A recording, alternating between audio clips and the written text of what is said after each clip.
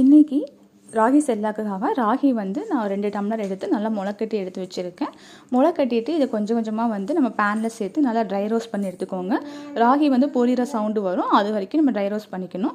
1/2 cup பார்த்திங்கன்னா நான் வரகு ரைஸ் எடுத்திருக்கேன், அதுவும் நல்லா ட்ரை ரோஸ்ட் பண்ணி எடுத்துக்கலாம்.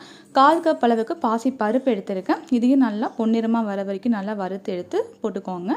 இது கூடவே ஒரு 3 டேபிள் ஸ்பூன் அளவுக்கு பொட்டுக்கடலை சேர்த்திருக்கேன். அது கூட 10 பாதாம், 4 வால்நட், 1 டீஸ்பூன் அளவுக்கு சீரகம் சேர்த்து இதையும் நல்லா வந்து ஃப்ரை பண்ணிக்கலாம்.